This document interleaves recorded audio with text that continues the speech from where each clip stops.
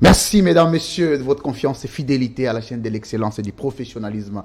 Vous êtes nombreux, vous le savez, l'émission était annoncée hier. J'ai vu l'engouement que vous aviez accordé sur les réseaux sociaux. J'ai senti,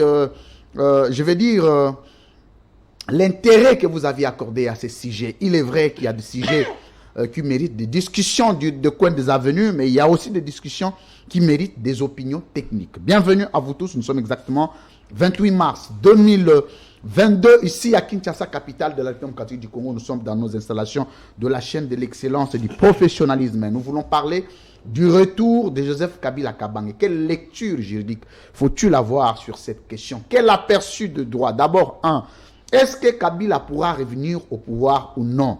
Au regard du statut qu'il occupe, un statut de droit reconnu, sénateur à vie. Est-ce que sénateur à vie peut-il briguer un troisième mandat après un autre mandat qu'il sépare, bien entendu? Nous allons en discuter aujourd'hui. Nous voulons aussi parler de cette question en abordant plusieurs approches, notamment les approches des conséquences sociologiques que le retour de Joseph Kabila peut apporter à l'État congolais. Est-ce que l'opportunité y en a? Est-ce que le droit l'interdit? Est-ce que le droit l'autorise? Bienvenue à vous tous. C'est un débat technique, vous savez.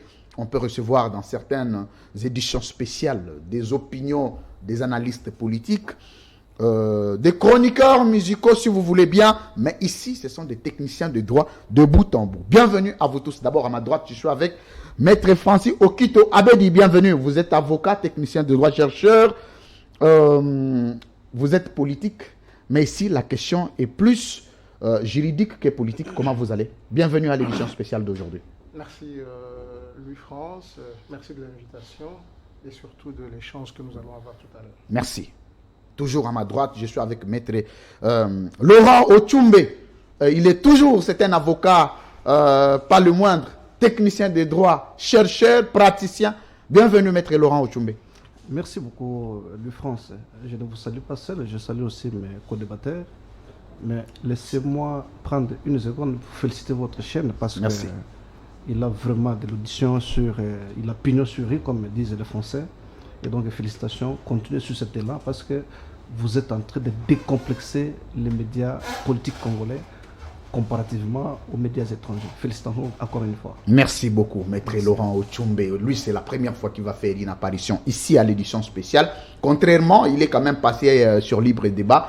Mais je vais le recevoir parce que maintenant ici, ils sont à 3 que je n'ai pas encore réussi à la libre opinion avec Ticotac. Vous exigez beaucoup. On va le recevoir, il n'y a pas de problème. Merci, mesdames, messieurs. Je vais traverser de ma droite à ma gauche. Il s'appelle Maître Kizito Ngoyi. Bienvenue. Merci, monsieur Habiliste de surcroît. Technicien de droit, avocat, praticien, chercheur encore une fois, très intelligent, apprécié de par vos analyses sur des questions de droit. Bienvenue Maître Kizito, comment vous allez? Je me porte très bien, monsieur Louis-France. Merci de m'avoir associé à ces débats importants pour la République démocratique du Congo. Je pense que l'intérêt de ces débats porte sur ce que pensent les Congolais et surtout sur ce qui concerne son avenir. Merci beaucoup. Toujours à ma gauche, il s'appelle Maître Carlos Mopili. Il est enseignant à l'université. Moi, je le rappelle toujours, il m'enseignait en licence, en deuxième licence. Alors, il assiste le professeur Kodjo Ndoukouma. Ici, il est analyste sur cette question de droit. Il va émettre une opinion sur le retour de Kabila ou non. Et ce que dit le droit, ce que disent les textes, ce que veulent l'esprit des textes. Bienvenue Maître Carlos Mopili, comment ça va? Ça va bien. Je voulais dire qu'ici, je ne viendrai pas émettre des opinions. Les opinions étaient toujours superficielles et souvent subjectives.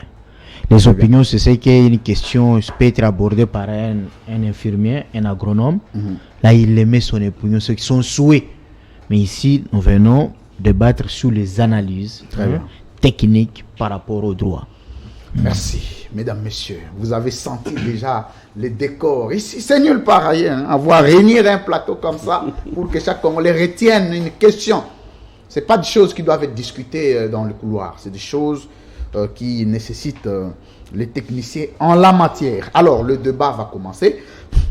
Je vais donner 2 minutes à chacun pour analyser cette question avec la seule préoccupation de savoir si Kabila pourrait revenir au pouvoir ou non, au regard de la loi portant statut des anciens chefs de l'État que nous avons sur la table, au-delà de au regard de la Constitution, au-delà des autres lois, si elles existent, elles seront évoquées ici pour faire la complémentarité scientifique et juridique de certifier le retour de Joseph Kabila. Texte à l'appui. Maître Francis Okito, je vais commencer avec vous, comme vous êtes à ma droite. Est-ce qu'en regardant les Congolais, vous pouvez dire que Kabila pourrait revenir au pouvoir ou non au regard de textes qui sont en votre possession? Merci Louis-France. Je suis le tenant, en fait, je soutiens la position du non-retour de l'ancien président de la République. Non-retour. Non-retour. Et je vais m'expliquer. Je voudrais ici qu'on revienne, parce qu'il est connu de tous que la constitution de 2006 est une constitution de belligérants, mais aussi qu'il y a une très grande partie, un mimétisme avec la constitution belge, et des experts belges d'ailleurs que nous connaissons qui sont venus et qui nous ont aidés à la rédiger. Alors, il faut partir de l'historique de ces termes, de ces concepts de sénateur. En 1985, en France, le Sénat français était composé de 300 sénateurs, dont 75 d'anciens chefs d'État et d'anciens corps composés. Très bien. Ces sénateurs étaient appelés des inamovibles. C'est des personnes qui ont rendu des loyaux services à la République et qu'après cet exercice, ils ont été déclarés, ils ont été nommés sénateurs à vie et ils sont là pour toute la vie inamovibles. Ils ne peuvent aucunement revenir au pouvoir. Très bien. Dans notre pays, vous allez voir que nous avons cette loi, mais en République centrafricaine, nous avons également cette loi qui prévoit le statut de sénateur à vie. C'était lors du conflit François Bozizé et le président qui l'a suivi. Et là au moins, la loi parle expressément d'un président, d'ancien président de la République qui ne peut plus revenir au pouvoir. Ici, nous sommes face à un débat. L'article 90, 70, 70, s'il faut dire, de notre Constitution, qui dit ceci. Je vais le lire, si vous me permettez. Mais c'est toujours important que moi-même je lise, sinon on va dire que vous avez ajouté des bémols. Parfait, vous pouvez le lire. Je suis à l'article 70. Le président de la République est élu au suffrage universel direct pour un mandat de 5 ans renouvelable une seule fois. Parfait. À la fin de son mandat, le président de la République reste en fonction jusqu'à l'installation effective du nouveau président élu. Très bien. Cette disposition a son esprit et sa lettre. Son esprit par le... À sa lettre, à son esprit. Commençons par l'esprit. L'esprit voudrait... Qu'est-ce qui est caché? L'esprit voudra que la personne qui a épuisé ces 2 mandats ne puisse plus revenir. C'est-à-dire, il épuise ces 2 mandats. Ces mandats ne sont pas successifs. Il faut bien déterminer. Si c'était successif, on pouvait dire, il peut épuiser ses mandats, il va se reposer, et successivement, il y revient pour repostuler. Mais la loi s'arrête tout simplement, il épuise ces 2 mandats, et c'est fini, il part. Donc, attendez, Maître Francis Okito, pour vous, je vous complète avant de continuer votre analyse. Oui. Il existe une nette différence entre quand le président exerce ses 2 mandats ou un mandat, il en termine, il lui revient. Quand un autre président entre en fonction, lorsqu'il repart, le président qui exerce les précédents mandats pourrait revenir parce que le mandat exercé par son prédécesseur, s'il était successif, lui couvre un peu, lui donne la possibilité de revenir au pouvoir. Donc le mécanisme que vous aviez dégagé ici à l'article 70, c'est le premier argument pour vous du non-retour de Joseph Kabila. Il ne peut pas revenir parce que la loi, on n'a même pas besoin de l'interpréter. L'esprit de la loi voudrait qu'il épuise ses 2 mandats, il part et il devient sénateur. Cette disposition de l'article 70 de la Constitution peut être confrontée aux articles 1er. Vous allez me lire l'article 1er de la Constitution toujours. De la loi portant statut d'ancien chef d'État. Très bien. C'est toujours important de lire. L'article 1er. La présente loi fixe le statut des anciens présidents de la République élus.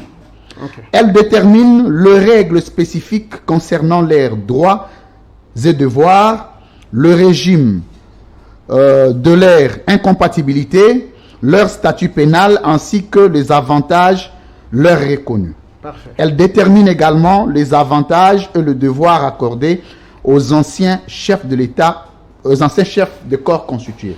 Donc, le texte est mal imprimé. Vous pouvez lire l'article 2. L'article 2, c'est important. Au sens de la présente loi, on attend par ancien président de la République, élu, tout citoyen congolais qui a accédé, je voulais dire, par élection aux fonctions de président de la République, les a exercés et les a quittés conformément à la Constitution. Parfait, merci. Les a exercés et les a quittés conformément à la Constitution. Très bien. La personne de président, en fait, de Joseph Kabila a exercé ses fonctions conformément à la Constitution. Et il a quitté conformément à la Constitution.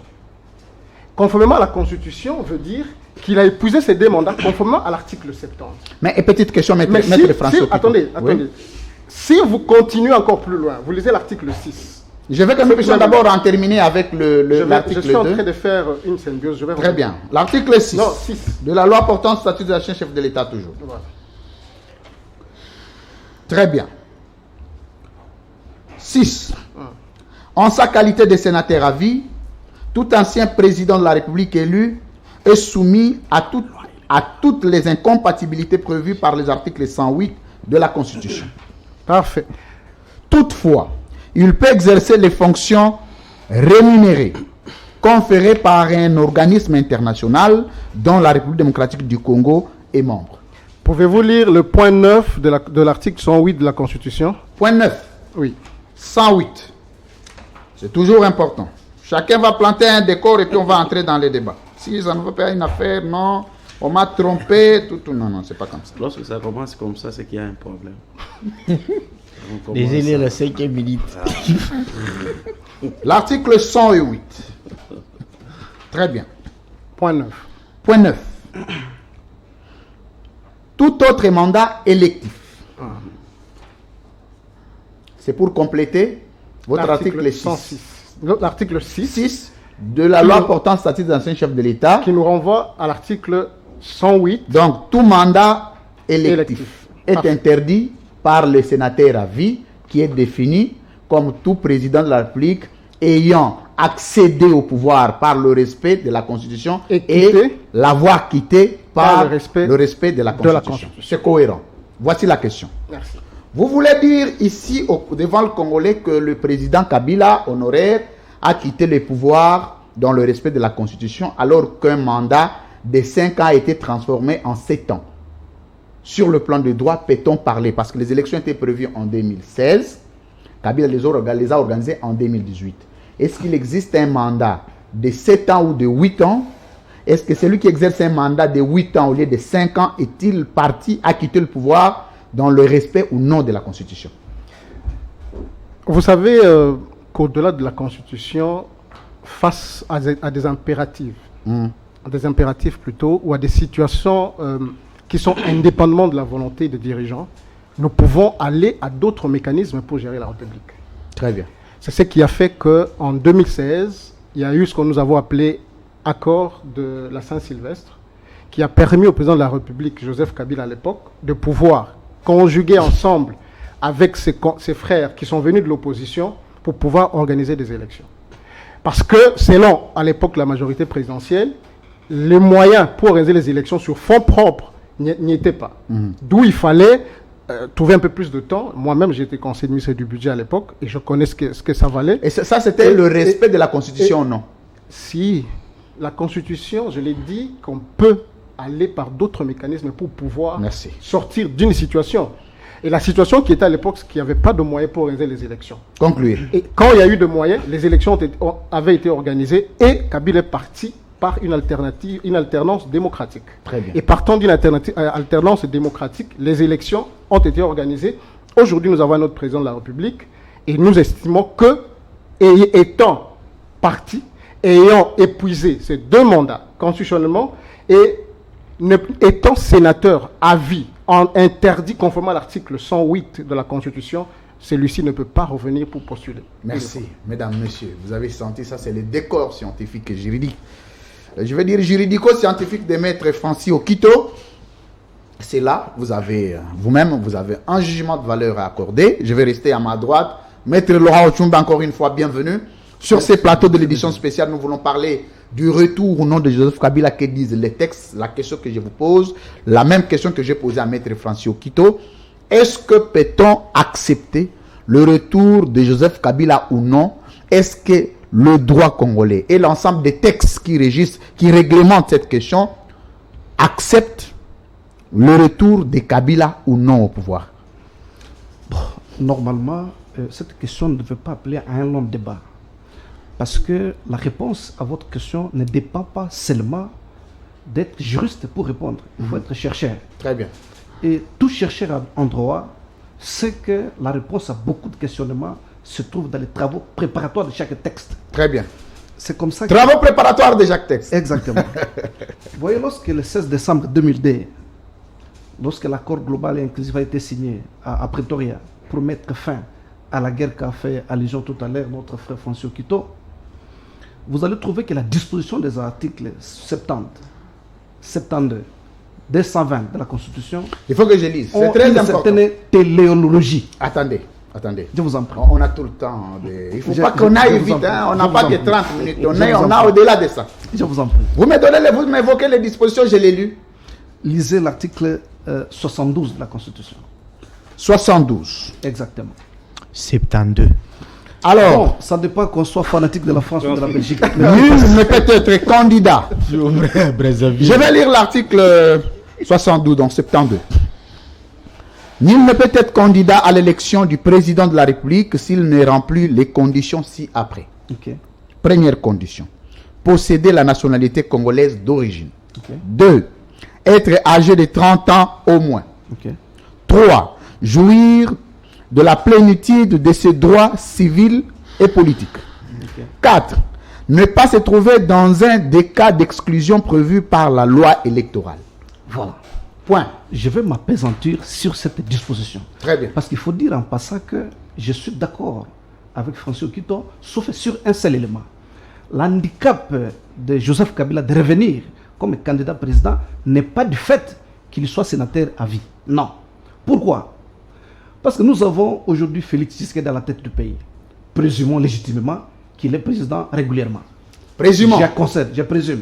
Ça, c'est notre débat qu'on reviendra. Ça, c'est un débat politique. Et Il y a pas de arrivé en 2003, nous organisons l'élection et Félix Tshisekedi n'est pas élu président de la République. Il est qui?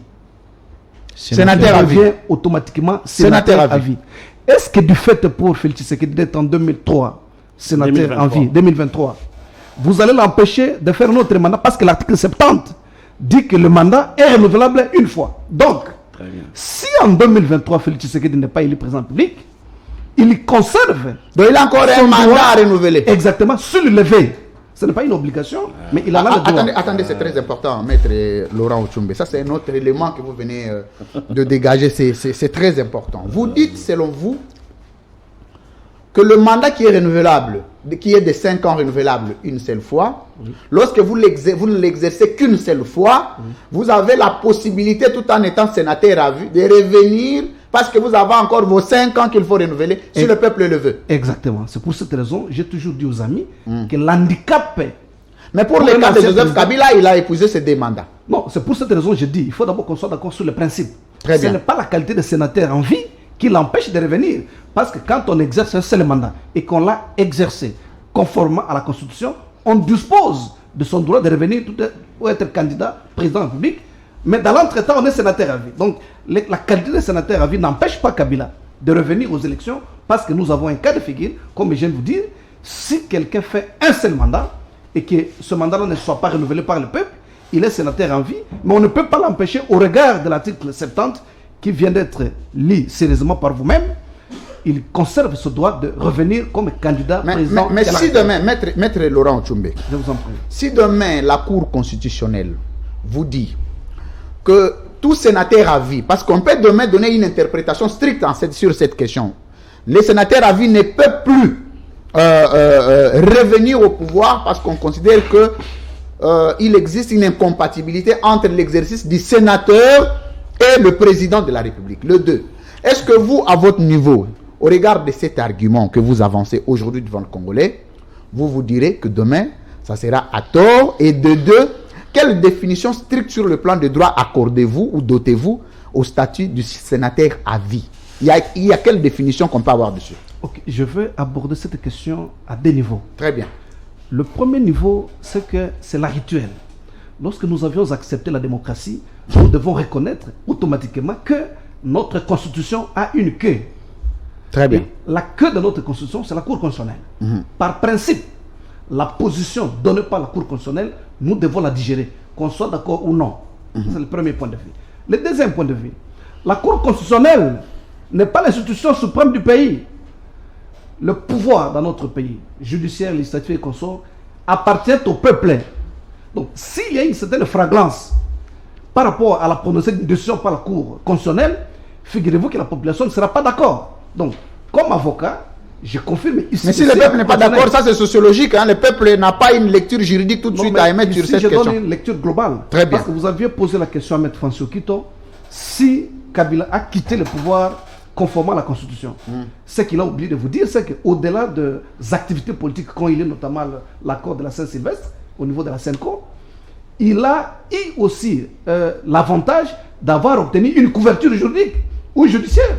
Parce qu'il a saisi la Cour constitutionnelle et la Cour constitutionnelle a dit que Kabila avait droit de continuer à gérer le pays parce que c'est fondé sur la ligne D de l'article 70 qui a été lu tout à l'heure, disant que le président de la République reste en fonction jusqu'à l'installation du nouveau président élu. Très bien. Notre avis de droit, nous avons produit un article là-dessus, nous sommes contre la lecture de la Cour constitutionnelle par rapport à ça, mais comme les décisions de la Cour s'imposent à nous tous, nous avions digéré, peu importe les goûts amers que cela a suscité dans notre chef. Merci. Donc, par rapport à cette question, il faut les voir sur l'aspect de droit, tel que je viens de l'évoquer, mais sur l'aspect politique ou sociologique, où la population peut ne pas être d'accord. Imaginez-vous, après les élections de 2018, mais c'est le président Martin Fayulu a introduit le recours à la Cour constitutionnelle. La Cour constitutionnelle se réveille le matin et il ira un arrêt en disant c'est moi qui a gagné les élections. Sans aucun fondement. Mon cas n'est pas parti en recours. C'est Fayulu qui est parti à contestation des résultats des élections contre M. Tshisekedi. Mais la Cour rend sa décision en disant pour moi, c'est moi qui a élu le président de la République. Vous pensez que la population va digérer, peu importe que c'est la Cour constitutionnelle qui a pondu une telle décision. C'est pourquoi j'ai dit qu'il y a une certaine fragrance sur certaines décisions. Dernière question, Maître Laurent Ochumbe. Je vous en prie. Aujourd'hui, quand vous avez appris oui. qu'il existe un arrêt de la Cour constitutionnelle, légitimant un tout petit peu ou légalisant un tout petit peu le dépassement du mandat de Joseph Kabila de 5 ans en 7 ans, c'est-à-dire de 2016 en 2018. Vous étiez dit que cet arrêt était légal, lui-même, ou certainement la Cour constitutionnelle avait agi sur base des sentiments politiques ou des pressions politiques. Il n'y avait pas une rationalité juridique dedans pour que la Cour constitutionnelle arrive à doter la légalité à une violation flagrante de la Constitution. Mais la réponse est d'autant simple que la question l'est. La Cour constitutionnelle, d'abord, c'est une juridiction politico-judiciaire. Très bien. Ça, il faut que vos téléspectateurs les sachent, les retiennent. C'est une juridiction politico-judiciaire qui parfois peut prendre une décision juste pour réguler le bon fonctionnement des institutions. Et sur cet avis-là, moi je reste convaincu que, étant entendu que le pouvoir d'interpréter la Constitution revient à la Cour constitutionnelle, il était dans sa légitimité de rendre sa décision. Mais que cette décision c'était un fâché précédent pour notre pays parce que, par principe, si le peuple n'est pas vigilant, on peut aller au-delà de 2 ans. Et ça sera des arrêts, d'autres arrêts, on va se servir comme jurisprudence de cet arrêt-là. C'est un précédent fâché. Très nous bien. avions accepté, comme je l'ai dit, bien qu'il y avait une couverture politique, mais sur le plan de la forme, comme nous avions digéré, que la Cour constitutionnelle nous a dit qu'on peut continuer 2 ans après son mandat, et c'est légal, et ne vous étonnez pas que quelqu'un vienne pour faire un dépassement de plus de 2 ans. Donc c'est un précédent fâché, et j'ai toujours demandé à tous les magistrats que je raconte à la Cour constitutionnelle, ils doivent revenir sur cette jurisprudence fâcheuse parce qu'on l'a vu avec la défunte Cour constitutionnelle qui est revenue sur beaucoup de ces jurisprudences. Merci. Ce n'est pas seulement la société qui évolue, mais la jurisprudence évolue et la Cour a tout intérêt à revenir rapidement sur cet arrêt parce que ça risque d'handicaper sérieusement. En conclusion, vous dites que Kabila ne peut pas revenir au pouvoir. Mais d'autant plus le point 3 de l'article 70 que vous aviez vu tout à l'heure. On vous dit, si vous voulez lire le point 3. Le point 3. Le point 3. Jouir de la plénitude de ses droits civils et politiques. Voilà. Donc, l'handicap des droits civils ou politiques n'est pas seulement d'ordre judiciaire.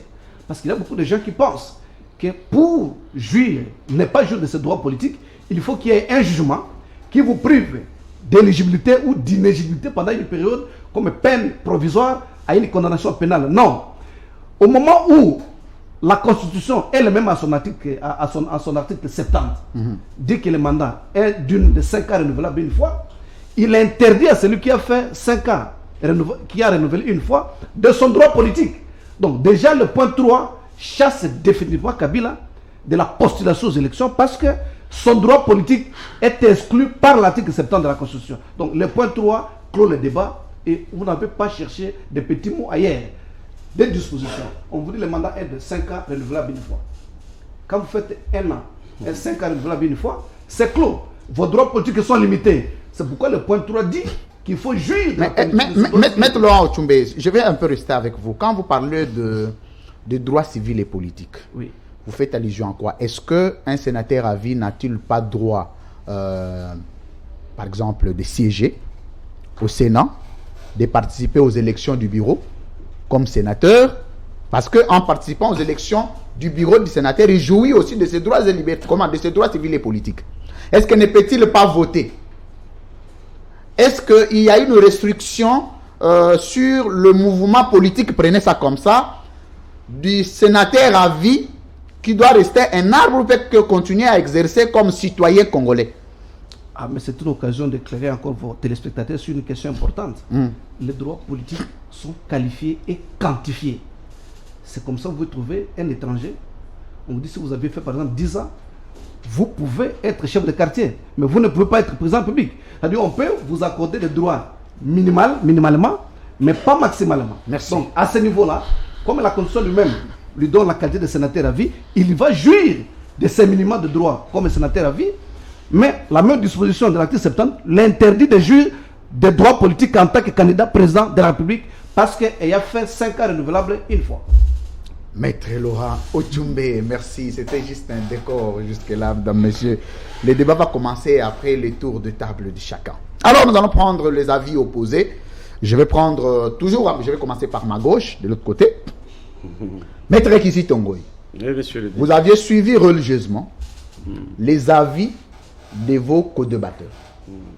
Maître Francis Okito dit Kabila ne peut pas revenir au regard des dispositions ici évoquées, renforcées par l'argumentaire de Maître Laurent Ochoumbe, qui pense qu'au regard des dispositions 70, articles 1er et 2 de la loi portant sur de l'ancien chef de l'État, Kabila ne peut pas revenir au pouvoir.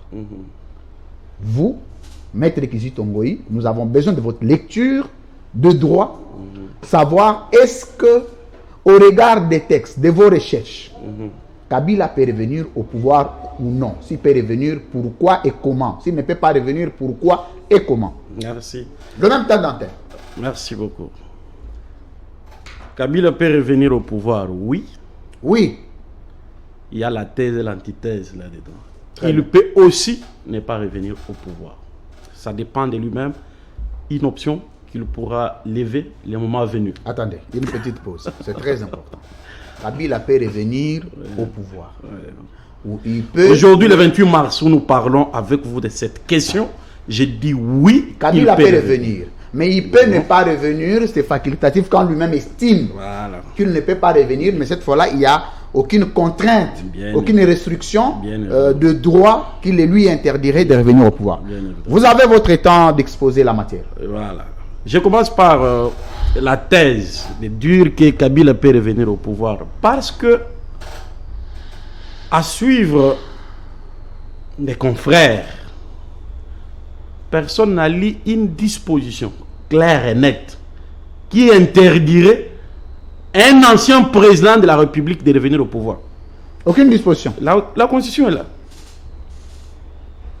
Alors, prenez l'article 72 que venez de lire, maître. 72. Je suis là pour lire. Oui, je suis là. Lisez toute la disposition, tout l'article.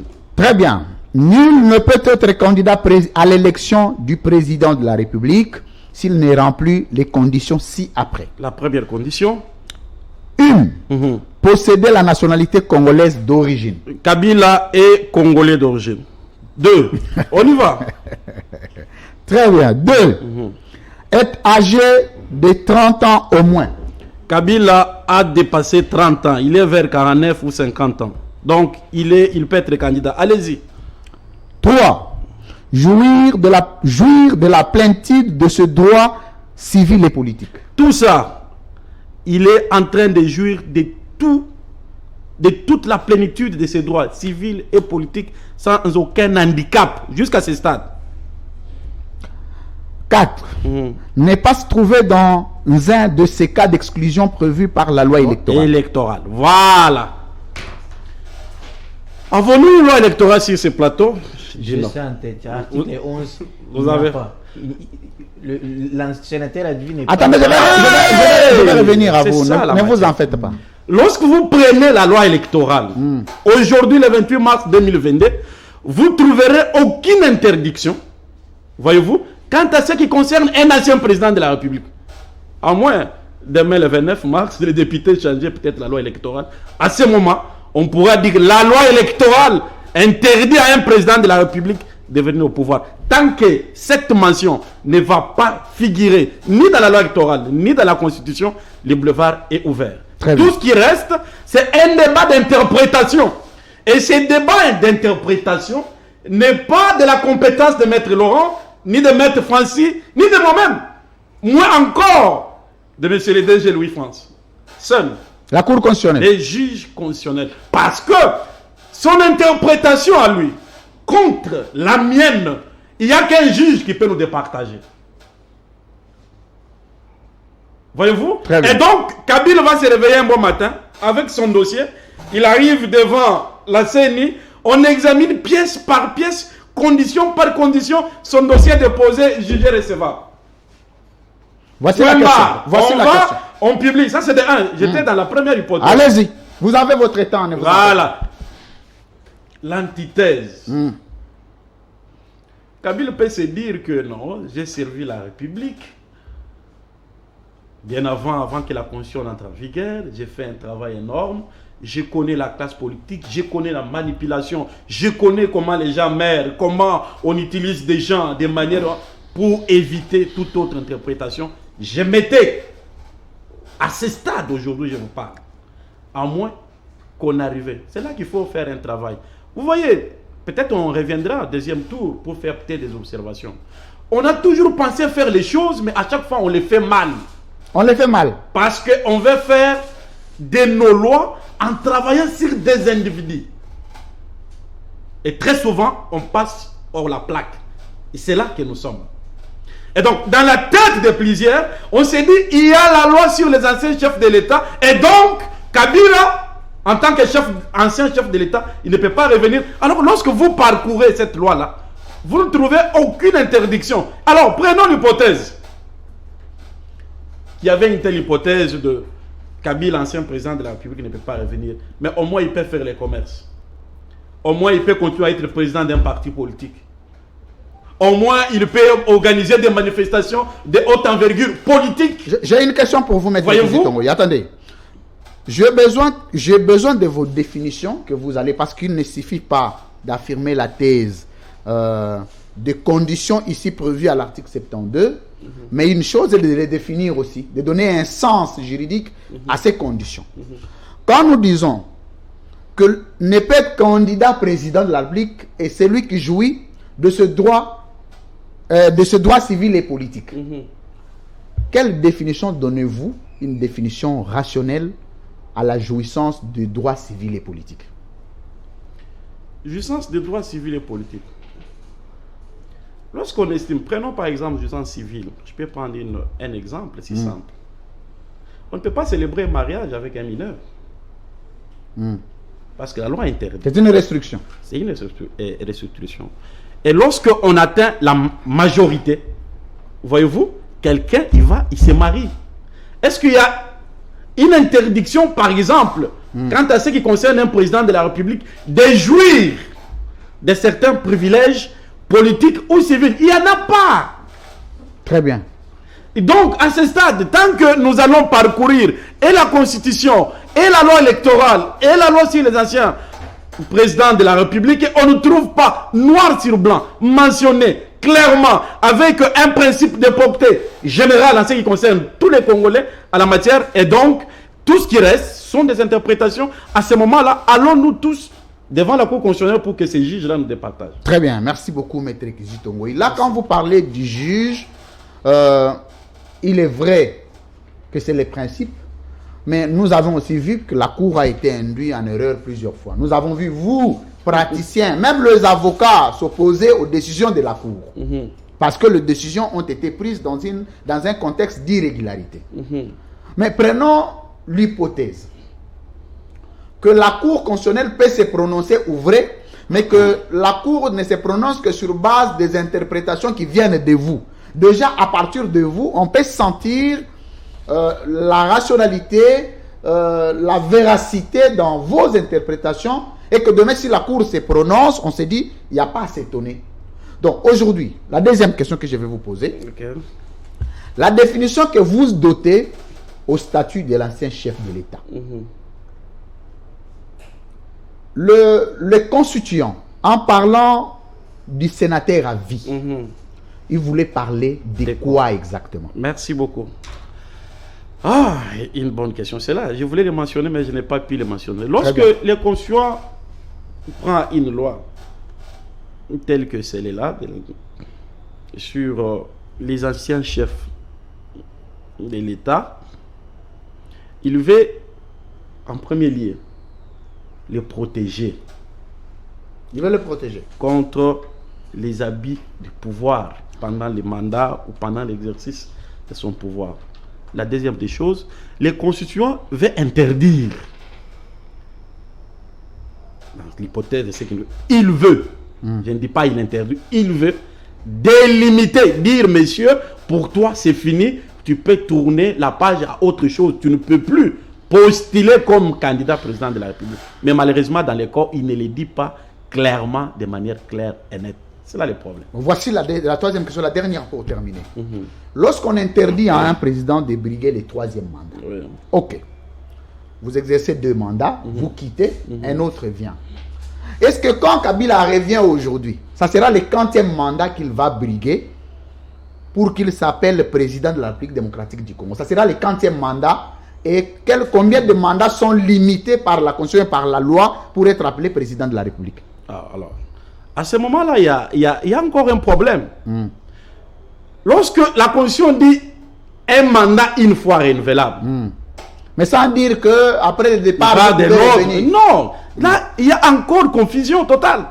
Confusion totale. D'où problème d'interprétation.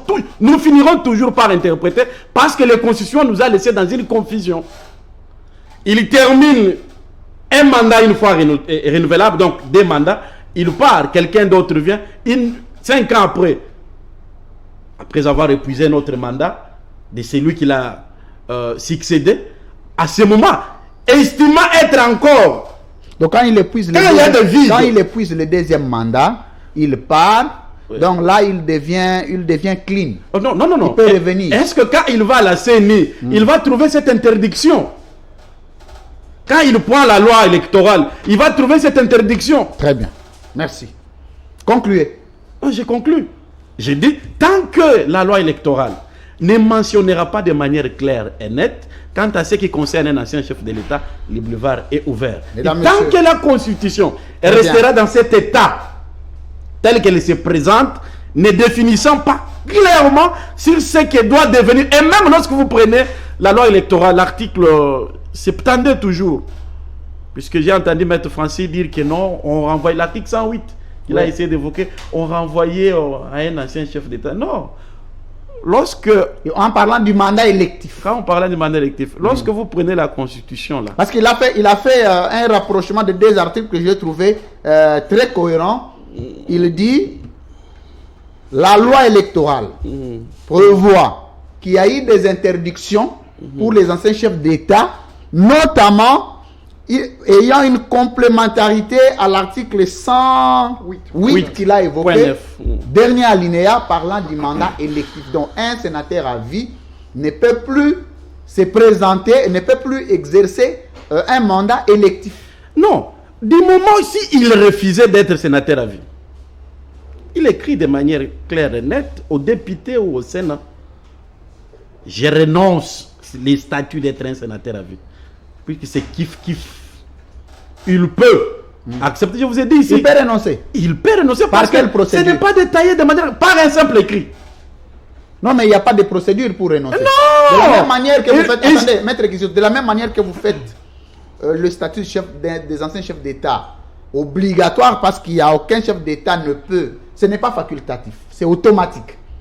Mais il n'existe pas aussi une procédure stricte de renoncement du statut des anciens chefs de l'État. Cette loi-là attribue quoi? Ce sont les avantages. Les avantages qu'on donne à un chef d'État. On vous parle même de l'élimination des salaires en étant chef sénateur à vie, qui ne peut pas bouger, qui ne peut pas faire autre chose. Et donc, il peut renoncer. Il peut, je le dis bien. C'est même un cas d'expérience qui peut être créé. Très bien. Parce que là, je vous dis, il peut, tout en étant sénateur à vie, il peut faire le commerce. Et peut-être il le fait. Qui va l'interdire? Il est président national d'un parti politique. Qui lui interdit? Et donc, il peut tout. Et il peut se dire aujourd'hui, par rapport à l'implantation de mon parti, voyez-vous, là où je suis contre le secrétaire permanent qui venait de citer, c'est là parce qu'il y a un problème d'avoir de l'ancrage au sein de la population et faire en sorte que cette même population qui est le souverain primaire puisse exiger de certaines choses si elle estime que Joseph Kabila jusqu'à ce stade peut être un produit consommable. Et donc, c'est un travail de consommation de l'organisation et de se faire consommer dans l'opinion, dans la société, et faire en sorte que cette population puisse exiger de certaines choses. Et donc, à ce stade, tant que la loi électorale ne va pas sortir une mention claire et nette quant à ce qui concerne un sénateur à vie, et donc, il se présentera à la CENI, il déposera sa candidature sans que cela soit rejeté. Merci, mesdames, messieurs. Vous êtes nombreux.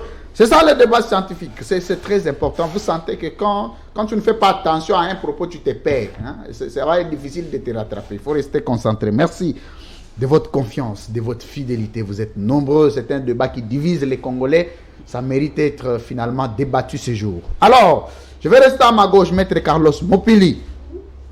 J'ai lu, je vais dire... ma tribune.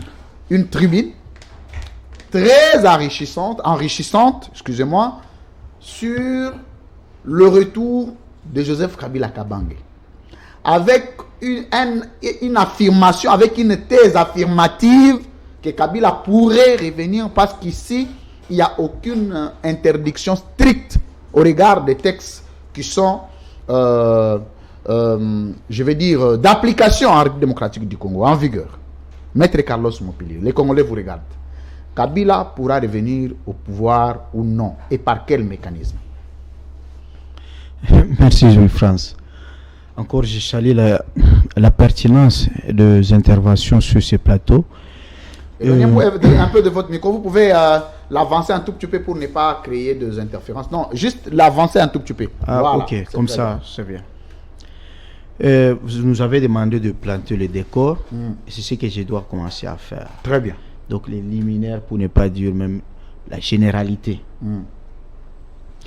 Beaucoup de choses se disent ailleurs comme sur ce plateau. Je l'avais expliqué encore dans ma tribune où je contredisais le professeur que je respecte beaucoup, le professeur Ngondankoï, lorsqu'il disait que le mandat du sénateur à vie était viagé et qu'on ne pouvait pas s'en quitter.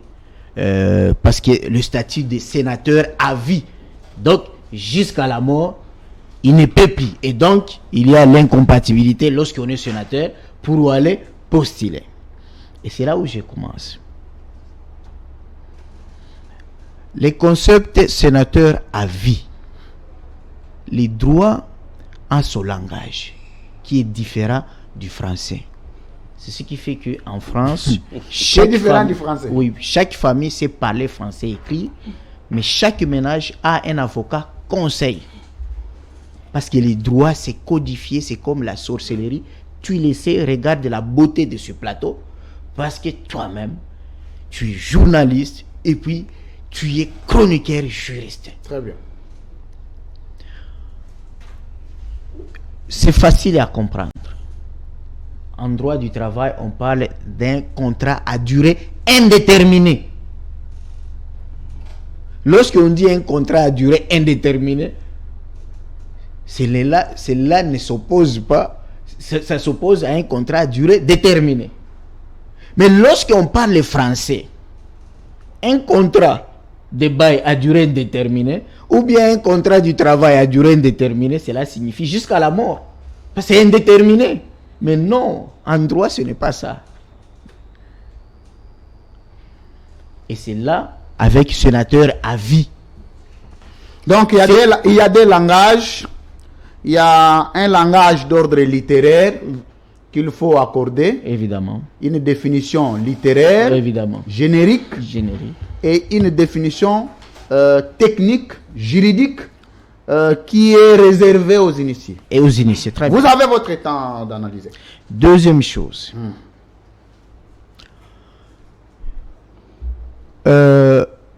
Interdire le président qui a déjà fait 2 mandats de faire 3e mandat, cela a pris source aux États-Unis d'Amérique avec Eisenhower. C'est le président américain de la Seconde Guerre mondiale. Il était déjà vieux, même pour venir lire les discours de l'état de guerre, il fallait qu'on puisse les réanimer pour qu'ils marchent. Et tout était calculé en secondes. Et il a été dribblé par Staline lors des traités de Yalta. Et c'est alors on a dit, un vieux ne peut plus continuer. Et c'est comme ça qu'on a verrouillé pour dire, on ne peut plus prolonger. Ça, c'était par rapport à l'âge, à un contexte précis de Eisenhower. Très bien. Alors, mais quand vous interrogez maintenant la Constitution française, je suis d'accord avec mon confrère Francis, mais moi j'aime que cette Constitution est venue vraiment, oui, ce sont des intellectuels de Liège, mais qui se sont inspirés de la Constitution française, l'actuelle de la 5e République. Donc moi j'ai la chance de lire son manuscrit de Michel Debré. C'est une Constitution qui est l'œuvre d'un dictateur, De Gaulle, qui a demandé à son ami constitutionnaliste Michel Debré de lui écrire un projet constitutionnel où lui il aura l'avantage de gérer. Je connais ça comme le secret de ma poche. Et c'est ça l'avantage que j'ai par rapport à plusieurs constitutionnalistes congolais. Dans la Constitution française, je peux oublier peut-être la disposition, mais c'est dans la, je suppose ça doit être dans la disposition de l'article 56. C'est prévu qu'un ancien président est d'office membre des conseils constitutionnels. Mais cela ne lui empêche pas de postuler après un mandat lorsqu'il est au conseil constitutionnel. Mais qu'est-ce qui les empêche en France? 2 choses. Parce qu'en France, on ne devient pas candidat président comme chez nous. On doit commencer par les primaires pour se faire accepter. C'est ce qui a bloqué même Hollande. Deuxième chose, en France, il y a ce qu'on appelle l'âge minimum et maximum. Mais chez nous, dans notre constitution, il n'y a que l'âge minimum. C'est-à-dire, on commence, il peut être candidat 35 ans au moins. 35 ans au moins. Mais 35 ans maximum, on ne donne pas. À Brazzaville, on ne fixe pas l'âge maximal de la retraite politique. De la retraite. À Brazzaville, c'était à 70 ans que les vieux Sassou avaient déverrouillé. En France, c'est aussi fixé. C'est ce qui fait que, avec les septennats, c'est comme ça qu'on dit, hein, les 14 ans que faisaient les Jacques Chirac, lorsqu'ils épousent leurs 2 mandats et qu'ils vont au Conseil constitutionnel, ils sont déjà retraités. Ils sont déjà retraités parce qu'avec leur âge, ils ne pouvaient plus venir postuler. Mais Sarkozy a tenté, mais déjà les sondages au niveau des primaires l'a découragé. On revient maintenant dans notre constitution, toujours dans les droits comparés, mais ici je ne suis pas dans les droits comparés international. Je viens dans la constitution, notre première constitution référendaire de Loulouabourg de 1964. À son article 55, alinéa 1, 2, 3, 4, qui dit clairement... Vous me donnez, je vais lire, parce que c'est un texte qui vient de vous-même. C'est un peu lourd là. Ce n'est pas prudent que vous puissiez lire vous-même. Le président de la République n'est rééligible immédiatement qu'une fois. Immédiatement. Ailleurs, on dit successivement ou consécutivement. Donc, ça, cet adverbe-là a été oublié. Et c'est pourquoi ça crée la confusion. Donc, pour dire que déjà en 1964, c'était autorisé, c'était interdit à un président de faire 3 mandats. Le cas Kabila maintenant. Non, j'arrive là. Très bien. C'est-à-dire, dans la constitution de 64, de l'IAO et les autres, c'était interdit que tu puisses faire premier mandat, deuxième mandat, et puis troisième mandat. C'est-à-dire, immédiatement, tu dois te reposer pour revenir après. Parce que selon la sociologie, la philosophie de la constitution, c'était, lorsque tu te reposes, tu comprends. Quand Kabila est là, au repos, il comprend tous ces renards, tous ces politiciens, Corbière, qui s'est fâché pour les défendre. Et maintenant, il regarde, Mende de l'autre côté, et même Goïka Sanji. Il comprend les choses. Et donc, quand il va revenir, il est nouveau. C'est pourquoi ces dispositions interdisent. Troisième, quatrième chose, vous aviez demandé, est-ce que c'est collé, il a le droit, il a la liberté de venir? Oui. Là, nous sommes maintenant dans la Déclaration universelle des droits de l'homme. Il y a 3 mots qu'on ne peut pas oublier. Liberté, égalité et la non-discrimination. Au nom de la liberté, un sénateur à vie peut dire, je laisse et je postule. Et ce n'est pas un problème. Pourquoi? Parce que la liberté fait partie de ce qu'on appelle les droits subjectifs. Les anglophones parlent de rights. Ils savent distinguer les droits objectifs, law, et les droits subjectifs, right. Et même, les confrères sont là. Le suicide n'est pas une infraction. Pourquoi? Parce que la liberté est au-dessus même de la vie. C'est pourquoi la personne a droit même de se suicider. Au nom de la liberté. C'est pourquoi le suicide n'est pas une infraction. Parce que la liberté est au-dessus de la vie physique. L'article 70 alinéa 1er, vous l'avez lu. Là, il n'y a plus de problème. Je crois que on a oublié l'adverbe successivement ou bien consécutivement. Mais allons même au niveau des sénateurs à vie. Les sénateurs à vie, c'est un régime un peu fou, ou je puis dire même imparfait. À cela que quand vous lisez l'article, vous lisez la Constitution à son article 5, lisez. Donnez-moi, je vais lire. Rapidement, avant de passer la parole, on est en train de noter de l'autre côté. C'est ça la beauté de l'édition spéciale. 105. Très bien. Le sénateur est élu pour un mandat de 5 ans. De 5 ans, je voulais dire. Il est rééligible. Le mandat Attends. Terminons. Lisez le bien. sénateur est élu pour un mandat de 5 ans.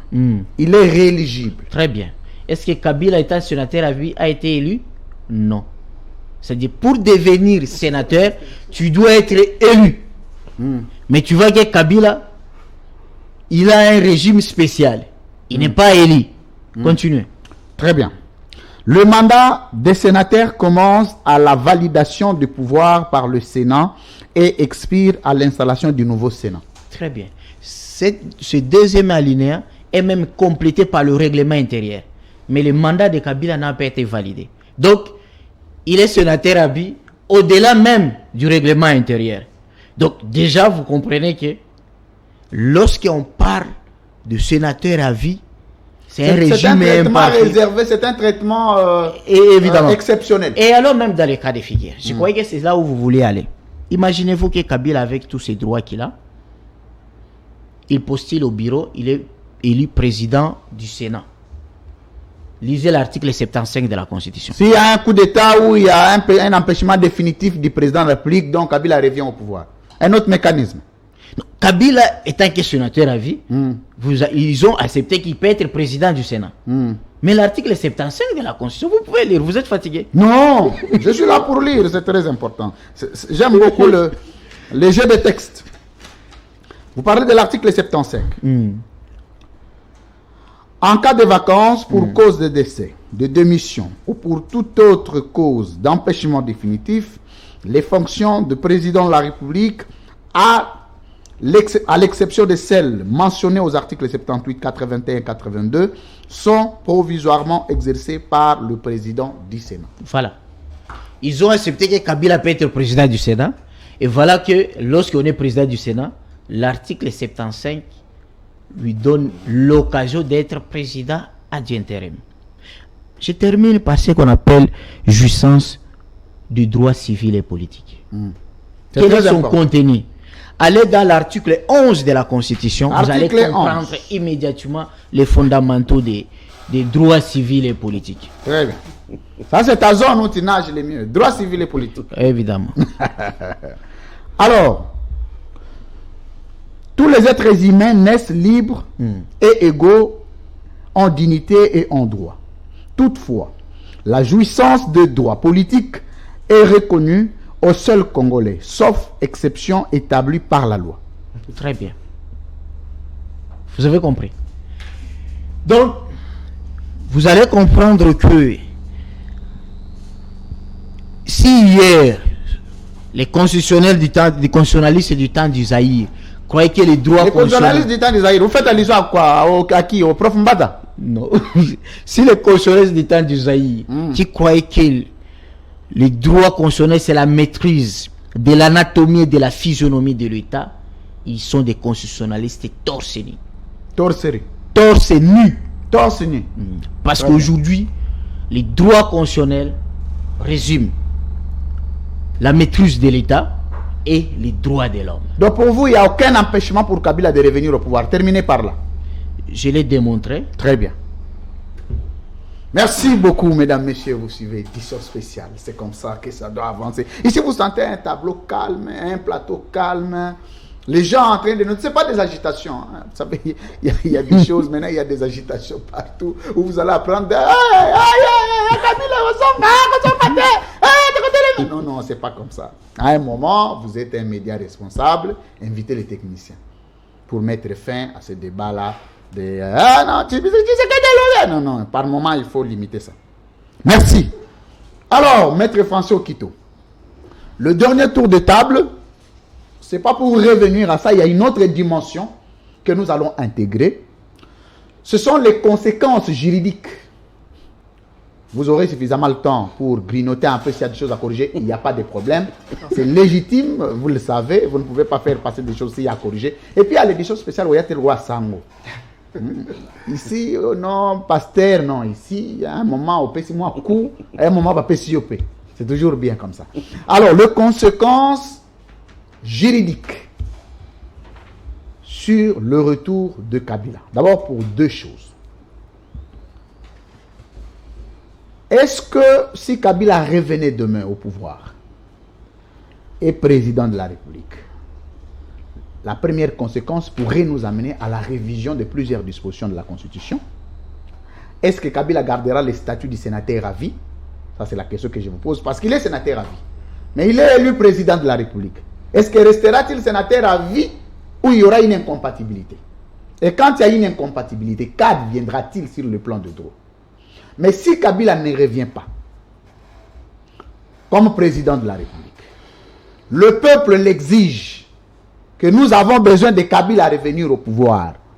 Quelles sont les méthodologies que vous pouvez proposer en tant que technicien de manière à régler cette question pour ne pas non seulement bloquer la constitutionnalité des choses, mais aussi donner un couloir, un passage en or pour que le retour non de Kabila reste un débat des droits réglés et non des humeurs politiques. Merci Louis-France. Grignoter des choses, Sylviane. Je reviens rapidement sur les interventions de éminents avocats qui sont sur ces plateaux de télévision. J'aimerais que vous puissiez revenir sur l'article 75. 75. Il n'y a pas de problème. Il faut toujours les rencontrer. L'article 75. L'article 75. En cas de vacances pour cause de décès, Des démissions, ces mouvements, ici on est en train d'arranger la route ici aux côtés, donc il faut souffrir qu'on soit victime de ces mouvements. En cas de vacances, pour cause de décès, de démission ou pour toute autre cause d'empêchement définitif, les fonctions de président de la République, à l'exception de celles mentionnées aux articles 78, 81, 82, sont provisoirement exercées par le président du Sénat. Parfait. Que Kabila peut devenir par moment. Aujourd'hui, Kabila, président du Sénat, selon sa thèse, et que le président de la République venait à mourir, c'est lui qui lui remplace. Oui, il peut arriver que cela soit... Adressez-vous à votre micro. Il peut arriver que cela arrive. Permettez-moi la tautologie. Mais est-ce que c'est un mandat électif? Kabila devient président par voie des élections? Parce que là, c'est aussi un monstre qui cache des choses. Il devient président de la République par une voie prévue par la loi, mais il n'a pas concouru à une élection pour devenir président de la République. Mais il l'est devenu quand même. Pas de problème, s'il le devient. Mais il n'a pas concouru. Parce que là, il faut revenir sur l'article 108 qui lui empêche tout mandat électif. 108, je vais relire. C'est très important parce que quand on échappe à une disposition, on va se perdre. Je vais lire tous les alinéas. Lisez le point 9, je crois. Point 9. Le mandat de député... Oh, c'est 108, hein? Oui, 108. Le mandat de député national est incompatible avec le mandat de sénateur et vice-versa. Donc, alinéa 9, et tout autre mandat électif.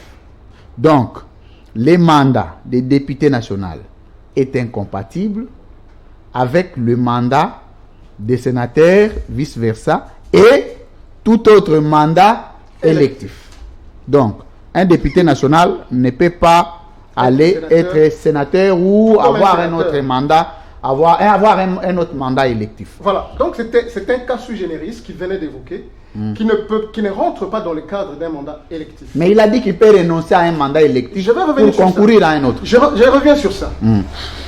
Il dit qu'il peut renoncer. Mais lui-même vous dit que le traitement de Kabila, c'est un traitement spécial. C'est un régime spécial. Très bien. Est-ce que quelqu'un qui se retrouve dans un régime spécial peut-il renoncer? C'est un questionnement. Kabila n'est pas sénateur à vie parce qu'il le veut. Kabila n'est pas sénateur à vie parce qu'il a concouru à un mandat du sénateur. Parce qu'il a postulé pour devenir sénateur. Il l'est par la volonté de la loi au regard de son passé récent. Président de la République. Et on estime qu'il peut devenir sénateur toute sa vie. Il faut pas confondre le droit du travail avec des questions éminemment politiques. Le droit du travail a un statut bien prévu dans les cas d'espèce. Ici, nous parlons des questions éminemment politiques et juridiques. Le président de la République qui a rendu des loyaux services, on lui confère un mandat, on lui confère un statut que lui-même qualifie de spécial. Ce statut spécial lui permet-il de renoncer pour redevenir candidat et obtenir un mandat électif? Je vais à l'article 1er. Article 1er. Il faut que je lise. Oui, lisez l'article 1er de la loi sur les anciens chefs d'État. La présente loi fixe le statut des anciens présidents de la République élus. Elle détermine les règles spécifiques concernant leurs droits et devoirs, le régime de leur incompatibilité, leur statut pénal ainsi que les avantages leur reconnus. Merci. Ici, je voudrais rappeler à Maître Mopili qu'en réalité, le droit, il est beau. Mais sa beauté loge dans les exceptions, dans les nuances. Très bien. Le président de la République qui a un statut spécial, c'est une exception faite d'une personne qui n'a pas concouru pour devenir sénateur, mais il le devient quand même. Et cette fois-là, c'est à vie. C'est un statut spécial. Est-ce qu'il peut renoncer? Non. Non. Il ne peut pas. Il reste sénateur à vie. Parce qu'il a parlé de la liberté. Il a parlé de la liberté. Je rejoins Maître Kizito qui a dit on ne peut pas épouser. Un mineur ne peut pas se marier. Mais la liberté est là. Mais devant toute liberté, il y a des exceptions. Devant toute liberté, vous ne pouvez pas épouser votre soeur. Elle est majeure, mais vous ne pouvez pas l'épouser. Mais vous êtes libre de vous marier avec la personne de votre choix, c'est ce que dit la loi. Vous ne pouvez pas vous promener après 22 heures pendant le couvre-feu ou l'état de siège. Je ne rentre pas dans ces débats. Voilà.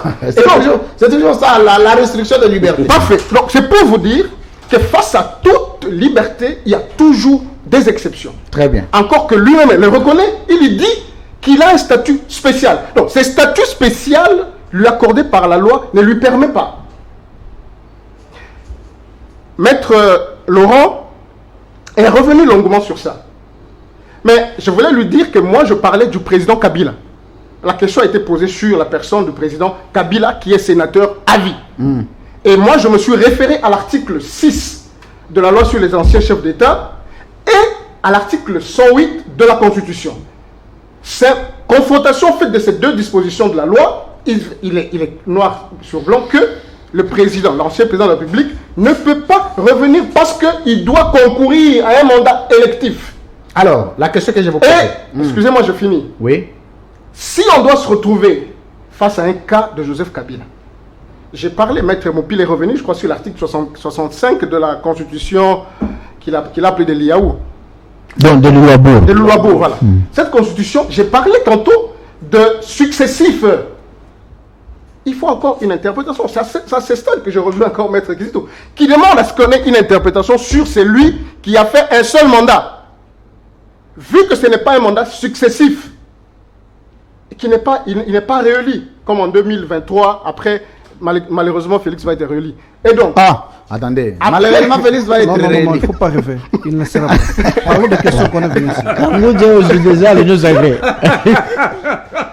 Alors... Très bien. Si aujourd'hui, je reviens, si aujourd'hui, nous avons un président, il a donné les exemples de Sarkozy et de Hollande en France. Je lui rappelle que c'est le 21e amendement, ce que vous étiez en train de parler. Mais ce 21e amendement ne permettait pas à ces 75 personnes nommées comme sénateurs à vie de revenir au pouvoir. Mais parce que quand vous faites allusion à Sarkozy et à Hollande, Sarkozy a fait un mandat, Hollande a fait un mandat. Mais dans notre pays, quelle sera la situation? Quelle sera la réalité? Il faut que les constituants nous disent, est-ce qu'un sénateur à vie qui a épuisé un seul mandat peut-il revenir? C'est là où j'ai parlé de successif, de l'adverbe successif. Merci. Je finis. Conséquence. Parce que je dois revenir sur vous. On en parle au même moment. Merci. Maître Kizito qui a dit qu'il n'y a aucune interdiction. Parce que la loi électorale ne le prévoit pas. Non. Maître, la loi électorale en réalité ne prévoit pas tout. C'est lorsque les contentieux des candidatures s'ouvrent, parce qu'il faut distinguer le contentieux des candidatures et les contentieux des résultats. Lorsque les contentieux des candidatures s'ouvrent, c'est à ce moment que la CENI peut arriver à vérifier un dossier et se dire qu'au regard de la Constitution, malgré que notre loi ne le prévoit pas, au regard de la Constitution, cette personne ne peut pas concourir. La Constitution se base de quel article? Bien évidemment, je parle de l'article 108, un mandat électif d'un sénateur à vie. J'ai parlé de l'article 6 qui dit, je reviens à la... Permettez-moi... Monsieur le DG, pardon. Une minute. L'article 108 ne parle pas d'un sénateur à vie. Hein. Je reviens à vous. Attendez, voilà. Parle du député ou sénateur. L'article 106 dit ceci. L'article 6 de la loi sur les anciens chefs de l'État. En sa qualité de sénateur à vie. On va dire que tu as ajouté des choses. Ok. Article 6. En sa qualité de sénateur à vie, tout ancien président de la République élu est soumis à toutes les incompatibilités prévues par l'article 108 de la Constitution. Parfait. Voilà. C'est clair. L'article 108 dit qu'il ne peut pas... On va relire ça, c'est très important. Je vais relire pour la deuxième fois. En sa qualité de sénateur à vie, tout ancien président de la République élu est soumis à toutes les incompatibilités prévues à l'article 108 de la Constitution. Je lis l'article 108. Donc, est concerné par l'article 108 qui dit que le mandat de député national est incompatible avec le mandat des sénateurs et vice-versa. Le mandat de député et sénateur est incompatible avec les fonctions ou mandats suivants. 1. Membre du gouvernement. 2. Membre d'une institution d'appui à la démocratie. 3. Membre des forces armées, de la police nationale et des services de sécurité. 4. Magistrats. 5. Agents de carrière des services publics de l'État. 6. Cadres politico-administratifs de la territoriale, à l'exception de chefs des collectivités, chefferies et groupements. 7. Mandats publics actifs.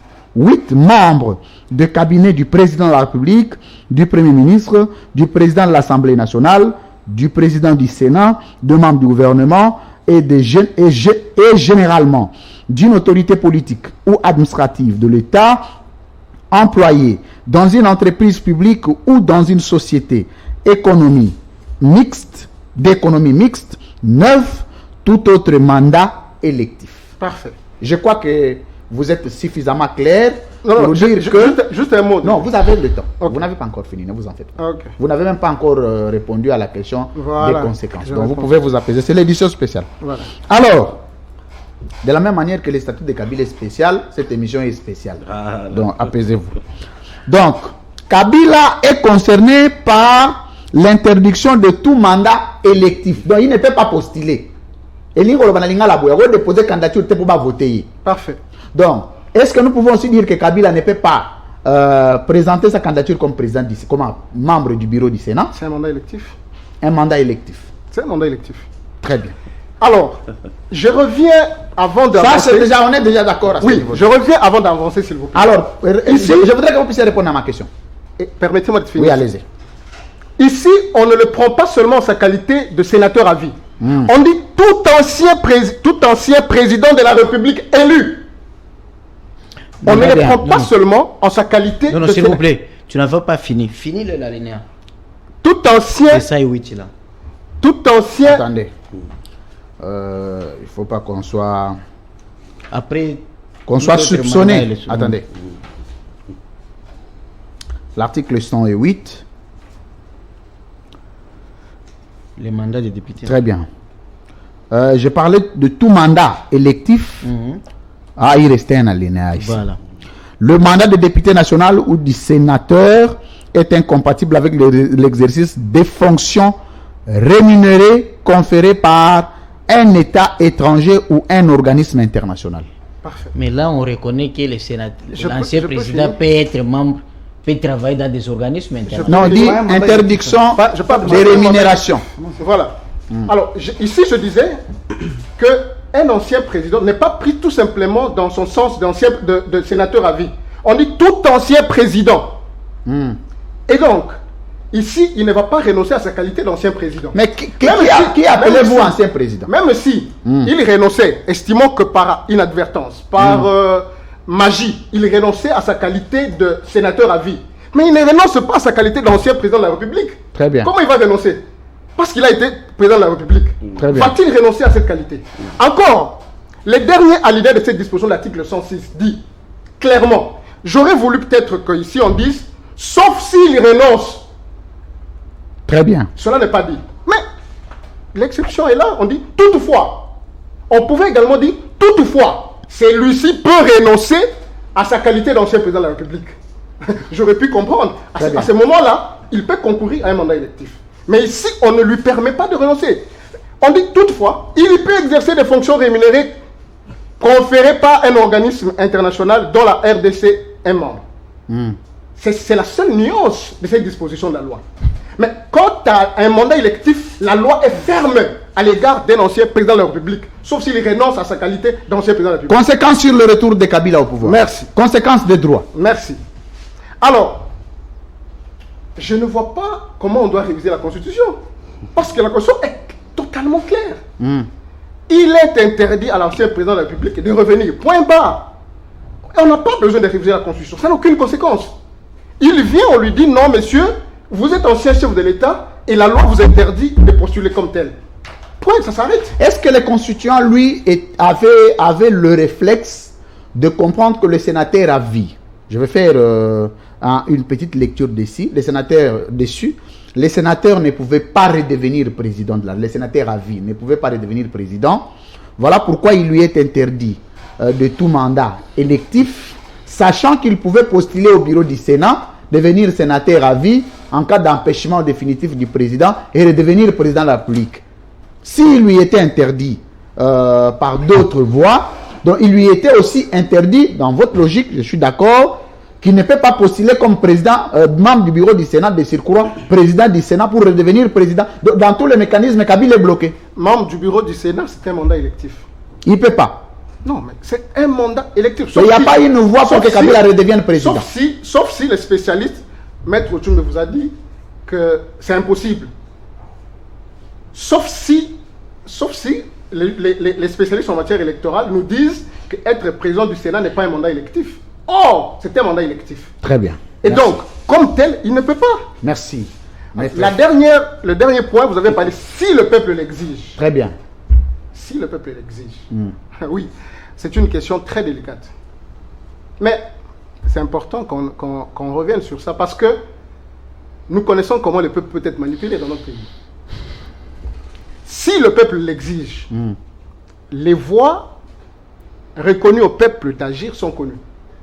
Et donc, si le peuple exige, c'est à ce moment-là qu'on peut parler de la révision de la Constitution, lorsque le peuple va par voie, par référendum. Très bien. Le peuple peut réclamer, si cette réclamation est fondée, que l'Assemblée nationale qui est saisie estime que les réclamations sont vraies, ok, par voie de référendum. Mais là, il n'y a pas que le droit qui intervient, la politique intervient, parce que je ne vois pas Tshisekedi accepter le retour de Kabila.